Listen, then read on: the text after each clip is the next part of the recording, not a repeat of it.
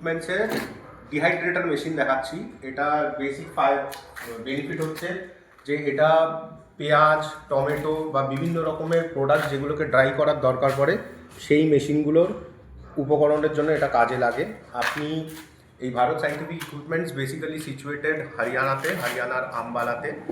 আপনারা দেখতে পাচ্ছেন এটা আছে control panel, digital control panel, যেখানটাতে এই পার্টটা হচ্ছে এর এমসিবি, যেটাকে আপনি স্টার্ট করলে মেশিনটা অন হচ্ছে, এবং তারপরে আছে হচ্ছে এর ফ্যানটা, যেটাতে যদি অন করে দেওয়া হয় তাহলে এই ডিহাইড্রেটারের ফ্যানটা চালু হয়ে যাচ্ছে।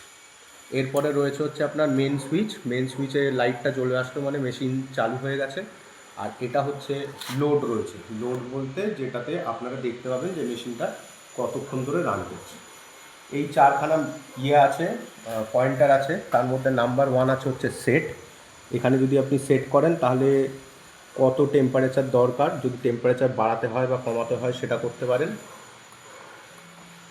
আবার এই সেটটাকেই যদি ডাবল ক্লিক করা হয় তাহলে টাইমারের কাজ করে, মানে কতক্ষণ ধরে আপনি করতে চান টাইমটা।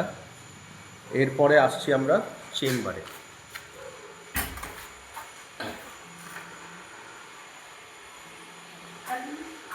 এটা হচ্ছে ডিহাইড্রেটার চেম্বার। এই চেম্বারটাতে আপনারা যদি একটু ভেতর দিকে দেখেন তাহলে দেখতে পাবেন ওখানে ভেতরে ফ্যান আছে। ওই ফ্যানটাই বেসিক্যালি করে কি, যে এয়ারটাকে সার্কুলেট করায়, এবং যখন হিটটা ওঠে এই পুরো মেশিনটা ভেতরে যে সাবস্ট্যান্স আছে সেটা হচ্ছে এই সাবস্ট্যান্সটা তৈরি SS304 দিয়ে, এবং বাইরের যে মেটেরিয়ালটা আছে সেটা মাইল্ড স্টিল MS-এর তৈরি। এর ভেতরে পুরো ফিলামেন্ট ওয়্যারিং করা আছে। এরকম দুটো চেম্বার, এটা 24 ট্রেড চেম্বার, দেখতেই পাচ্ছেন এখানে লেখা আছে 24 ট্রেড চেম্বার। এরকম আরেকটা চেম্বারও এখানে রয়েছে, 12টা করে টোটাল সেট। 20 এইদিকে 12টা সেট আছে, ওইদিকে 12টা সেট আছে, টোটাল 24 সেট। মোটামুটি 1 থেকে 1.5 ঘন্টা পিরিয়ডের মধ্যে এটাকে আপনাদের একটু হাই টেম্পারেচারে মানে অ্যারাউন্ড 80-তে রাখলে ওটা ড্রাই শুরু হবে, এবং তারপর যখন জিনিসটাকে ফুল ময়েশ্চার ফ্রি করতে হবে তখন 60 ডিগ্রি টেম্পারেচারে মোটামুটি আরও 2.5 থেকে 3 ঘন্টা রাখতে হবে। এই হচ্ছে বেসিক স্পেসিফিকেশন। এর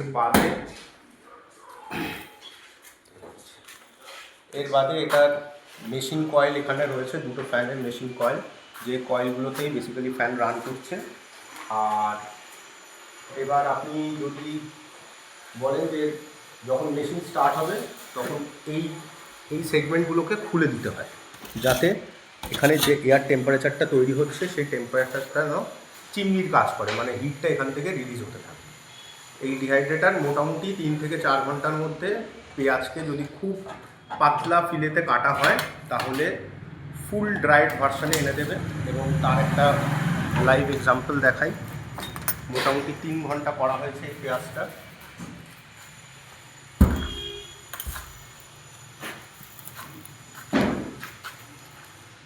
এই যে পেঁয়াজটা ড্রাই হয়েছে, এটাকে দেখুন হাতে নিয়েও যদি একটু মোড়ানো হয়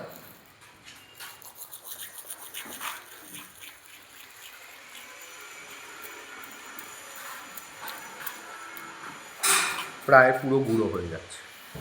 এই হচ্ছে মেশিনের মেন কাজ, এবং এই ডিহাইড্রেটার মেশিনটা এখনও অবধি যা দেখা যাচ্ছে ভারত সায়েন্টিফিকের বেশ ভালো পারফর্ম করছে। Thank you.